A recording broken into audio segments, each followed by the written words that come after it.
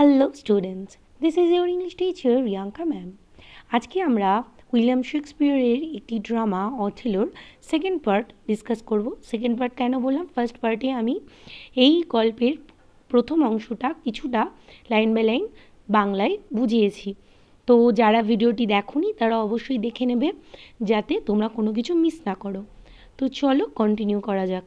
এবং আগের গল্পে আমরা কি দেখেছি, যেখানে ব্রাবানশিয়োর কাছে যখন জানতে পারছে ব্রাবানশিও যে তার মেয়ে অথেলো যে ব্ল্যাকমোর তার সাথে পালিয়ে গিয়েছে, তখন তিনি ডিউক অফ ভেনিসের কাছে যাচ্ছেন এবং সেখানে গিয়ে বিচার চাইছেন এবং সেখানে অথেলোকে ডাক করা হচ্ছে। অথেলো সেখানে তার বক্তব্য রাখছে, তারপরে আসছে ডেসডিমোনা। তো ডেসডিমোনা যে আর কি এই গল্পের হিরোইন, আর অথেলো হলো মেইন প্রোটাগনিস্ট, ওকে, যে আর কি হিরো। তো চলো এবার গল্পটা কন্টিনিউ করা যাক। The statement of Othello was confirmed by Desdemona. তো অথেলো যে বক্তব্যটা রেখেছিল ডিউক অফ ভেনিসের সামনে, সেই কথাটিকেই স্পষ্ট করে বলল Desdemona, who appeared in court, যে আর কি সবাই উপস্থিত হলো, অ্যান্ড অ্যাকনোলেজড এবং স্বীকার করলো that she was bound by duty to Brabantio for her life and education. সে তার পিতা ব্রাবানশিওর কাছে তার জীবন এবং শিক্ষার জন্য কৃতজ্ঞ, বাট কিন্তু now she has a higher duty to perform for her lover and husband Othello. কিন্তু এখন তার কর্তব্য হলো তার যে স্বামী অথেলো, তার যে প্রেমিক অথেলো, তার প্রতি তার এখন গুরুতর দায়িত্ব। Quite like her mother had done years ago in preferring Brabantio above her father. So ঠিক যেরকমভাবে তার মা একটা টাইমে গিয়ে তার পিতার ঊর্ধ্বে গিয়ে ব্রাবানশিওর প্রতি সে তার দায়িত্ব কর্তব্য পালন করেছিল, ঠিক সেটার কথা বলছে। Unable to maintain his plea, Brabantio accepted the Moor as his son-in-law and told him that কোনো উপায় না পেয়েই ব্রাবানশিও শেষমেশ সে তাকে তার জামাই হিসাবে মেনে নিল এবং বলল, told him that with all his heart he would keep her away from him. বলছে সে মন থেকে বলছে কথাটা যে সে নিজেকে তার মেয়ের থেকে দূরে রাখতে চায়, অর্থাৎ ডেসডিমোনার থেকে সে দূরে থাকতে চায়। He was also glad that, এবং সে এটাও দেখে খুব খুশি হলো যে he had no other child, তার অন্য কোনো সন্তান নেই, ফর দিস বিহেভিয়ার অফ ডেসডিমোনার এইরকম আচরণের ফলে would have made him a tyrant and hang clogs on them for desertion. তো যদি এরকমটাই হতো তাহলে তারা বিপথে চালিত হতো এবং তারা স্বৈরাচারী হয়ে উঠত আরও। He even warned Othello about Desdemona, who had deceived her father and might also deceive him. এবং সে অথেলোকে সাবধান করে বলল যে দেখো, যে মেয়ে তার বাবাকে ঠকায় সে একদিন তোমার সাথেও প্রতারণা করবে। ডিসিভ মানে প্রতারণা করা, ওকে। তো বলছে যে সে তোমাকেও প্রতারণা করবে, মানে করতে পারে, মাইট। After the trial, Othello readily went to the war in Cyprus along with Desdemona, as she refused to stay with her father anymore. তো মানে বিচারের পর অথেলো প্রস্তুত হলো সাইপ্রাসের দিকে রওনা হওয়ার জন্য ডেসডিমোনাকে সাথে করে, কারণ ডেসডিমোনা তার বাবার সাথে আর থাকতে সে চায়নি। তাই সে বোল্ডলি ডিক্লেয়ার্ড, তাই সে দৃঢ়ভাবে ঘোষণা করল, I loved the Moor to live with him, আমি মুরকে ভালোবাসি, মানে কৃষ্ণকায় এই যে ব্যক্তিকে, মুরকে ভালোবাসি, আমি তার সাথেই থাকতে চাই। So the newly married couple, তাই সদ্য বিবাহিত দম্পতি, সেট সেল ফর সাইপ্রাস, তো তারা সাইপ্রাসের দিকে রওনা হলো। But as soon they landed in Cyprus, কিন্তু তারা যখনই সাইপ্রাসে পৌঁছালো তখনই দ্য নিউজ অ্যারাইভড, একটি খবর এলো that a violent tempest had disposed the Turkish fleet, তো তুর্কি সেনাদের আর কি একটি তারা আর কি ঝড়ের মধ্যে পড়েছে, ভয়ঙ্কর ঝড়ে। And the island was the secure, এবং এইভাবে সেই যে দ্বীপটি, সাইপ্রাস দ্বীপটি, এটি সুরক্ষিত হয়ে গেল, কারণ তারা ঝড়ে আর কি ভেসে গেছে তাই। বাট দ্য ওয়ার, কিন্তু যুদ্ধ, which Othello was to suffer, যেই যুদ্ধে আর কি অথেলো ভুগতে চলেছে, ওয়াজ নাও বিগিনিং, এখন শুরু হতে চলেছে। অ্যান্ড দ্য এনিমিজ, এবং শত্রুরা, হুইচ মালাইস স্টিউর্ড আপ অ্যাগেইনস্ট ডেসডিমোনা, যেটা আর কি মানে এবং যারা আর কি ডেসডিমোনার বিরুদ্ধে তাকে আর কি মানে ডেসডিমোনাকে ম্যালাইজ করবে, ডেসডিমোনার বিরুদ্ধে গিয়ে তাকে ম্যালাইজ করবে অথেলোর চোখে। কারা? তার শত্রুরা, অথেলো শত্রুরা। Proved in their nature more deadly than strangers or ইনফিডেলস, তো প্রতারক অথবা অচেনা কোনো লোক, যারা আর কি স্ট্রেঞ্জার্স, সেই সমস্ত লোকের থেকেও এইরকম শত্রুরা ছিল খুবই ভয়ঙ্কর, মানে তাদের যে স্বভাব এটা ছিল খুবই ভয়ঙ্কর। Among the friends of Othello, অথেলোর বন্ধুদের মধ্যে, no one possessed his confidence, কেউ তার ভরসা জিততে পারেনি মোর দ্যান ক্যাসিও, ক্যাসিওর থেকে, মানে ক্যাসিও তার কাছে এতটাই বিশ্বস্ত যে তার ফ্রেন্ডসরাও তার সেই বিশ্বাস জিততে পারেনি।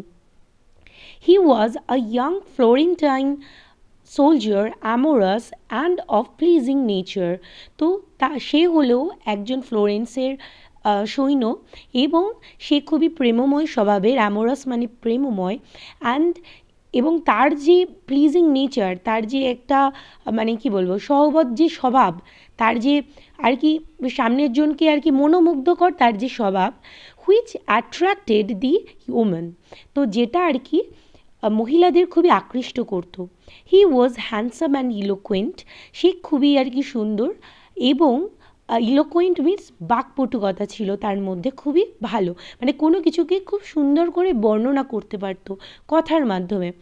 Any married man of advance years having a young beautiful wife would be much alarmed of such a person except Othello, তো দেখো কি বলছি এরকম কোনো ব্যক্তি, মানে যদি কোনো একটু বেশি বয়স সম্পন্ন কোনো ব্যক্তির যদি কম বয়সী কোনো সুন্দরী বউ থাকে, তাহলে তারা আর কি অ্যালার্মড মানে কি, তারা সচেতন হয়ে পড়বে ক্যাসিওকে দেখে, ঠিক আছে, কারণ তারা ইনসিকিওর হয়ে পড়বে যে তাদের বউ কোনোভাবে যে কোনো মুহূর্তে ক্যাসিওর প্রেমে পড়ে যেতে পারে।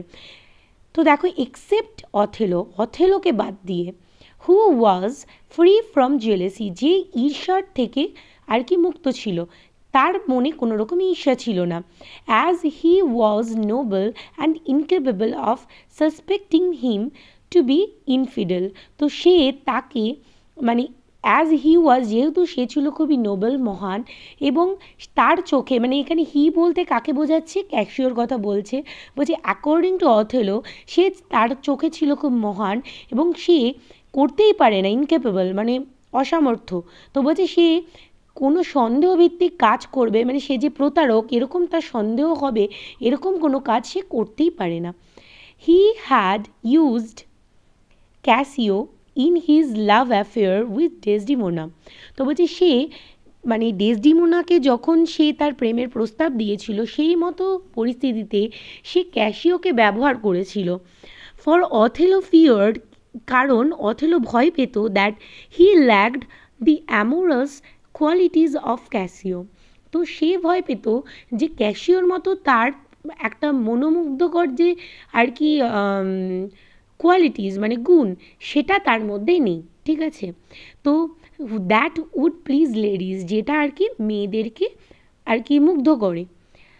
And so would often depute Cassio to court for him, তো তাই এই কারণে ক্যাসিওকে সে অনেকবার নিযুক্ত করেছে, মানে কাজ দিয়েছে টু কোর্ট ফর হিম, তার হয়ে বলার জন্য, ঠিক আছে, ডেপুট মানে কাজ দেওয়া, দায়িত্ব দেওয়া, মানে বা নিযুক্ত করা। Such innocent simplicity being rather an honour than a blemish to the character of the valiant Moor, তো বীর যে যোদ্ধা মুরের কাছে মানে অথেলোর কাছে এটি একটি মানে এই যে নিষ্পাপ সরলতা, এটা তার কাছে একটি অনারের সমান ছিল, সম্মানের সমান ছিল, কোনো চারিত্রিক দোষ গুণের পরিবর্তে, মানে তার কাছে এই যে সিম্পলিসিটিটা, এই যে সরলতাটা, এটা তার কাছে একটা সম্মানের মতো ছিল, কারণ সে খুবই একটা সিম্পল মানুষ ছিলেন। It was therefore no wonder if next to Othello the gentle Desdemona loved and trusted Cassio. তো বলছে, দেখো বলছে এটা অথেলোর কাছে অবাক্যর বিষয় হতো না, মানে অবাক্যর বিষয় ছিল না যে অথেলোর পরে ডেসডিমোনা যদি কাউকে খুব ভালোবেসে থাকে বা খুব বিশ্বাস করে থাকে, সেটা হলো ক্যাসিও। হিন্স তাই the marriage of this couple made little difference to their relationship with Casio.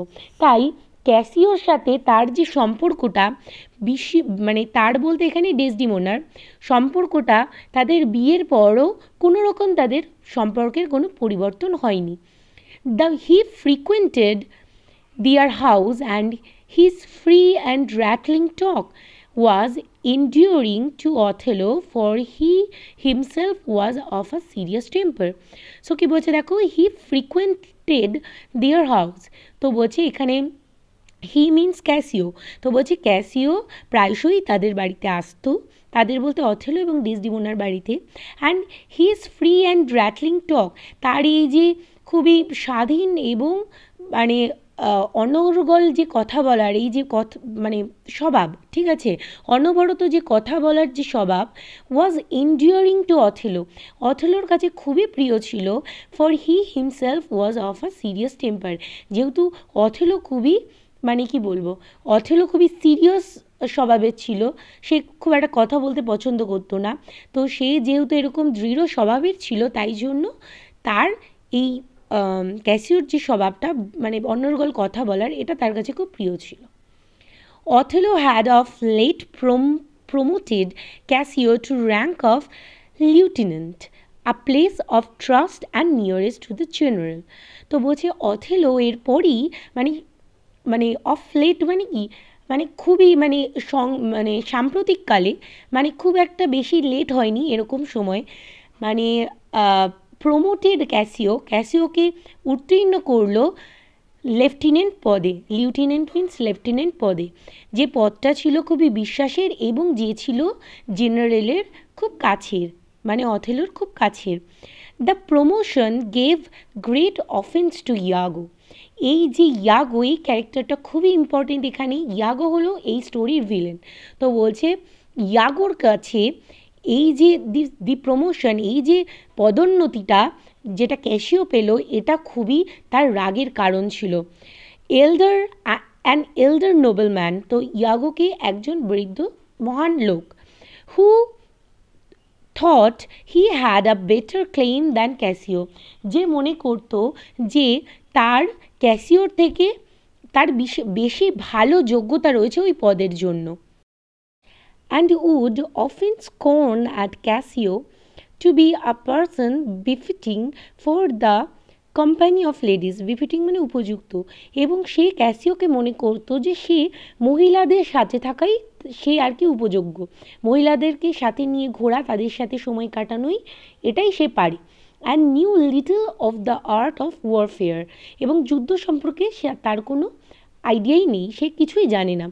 ইয়াগো hated Casio, ইয়াগো ক্যাসিওকে খুবই ঘৃণা করত। He also hated Othello for favouring Casio, এবং ক্যাসিওকে এরকমভাবে সুযোগ দেওয়ার জন্য অথেলোকেও সে আর কি ঘৃণা করতো। And also for an unjust suspicion that the Moor was too fond of Emilia, Iago's wife. তো এখানে দেখো কি বলছি, এবং আর একটা রিজন যার কারণে ইয়াগো অথেলোকে পছন্দ করতো না, সেটা হলো যে সে মনে করতো যে তার বউ এমিলিয়ার প্রতি মুরের একটু বিশেষ আর কি ভালোবাসা রয়েছে। অ্যাকচুয়ালি সে তার বউকে মুরের সাথে, মানে অথেলোকে নিয়ে সন্দেহ করতো, এই জন্য সে তাকে পছন্দ করতো না। ফ্রম দিস ইমাজিনারি প্রভোকেশনস, এই যে কাল্পনিক এই যে বিদ্বেষ, ইয়াগো কনসিভড আ স্কিম, মানে ইয়াগো তাই এই বিদ্বেষের কারণে সে একটি পরিকল্পনা করে বসলো অফ রিভেঞ্জ, প্রতিশোধের, that would involved Cassio, Othello, Desdemona in one common ruin, যে পরিকল্পনায় যে প্রতিশোধ নেওয়ার জন্য সে ক্যাসিও, অথেলো এবং ডেসডেমোনাকে একইভাবে ধ্বংস করতে চাইল, সে একটি পরিকল্পনার মাধ্যমে। ঠিক আছে, তো আজকের ভিডিওটা আমি এখানেই শেষ করছি। আমরা ছোট ছোট পার্টে কমপ্লিট করব এই পুরো ড্রামাটাকে। আশা করি তোমাদের কোনো রকম কনফিউশন নেই। যদি কোনো রকম কনফিউশন থাকে অবশ্যই কমেন্ট সেকশনে কমেন্ট করে জানাবে, আমি তোমাদের ডাউটসগুলো ক্লিয়ার করব। এবং ভালো লেগে থাকলে অবশ্যই লাইক এবং শেয়ার করবে, এবং আমার চ্যানেলটি সাবস্ক্রাইব এবং বেল বাটনটি প্রেস করতে ভুলো না, যাতে আমার সব কটা ভিডিও তোমার কাছে আগে পৌঁছায়। তো এখানেই শেষ করছি, সবাই ভালো থেকো, টাটা।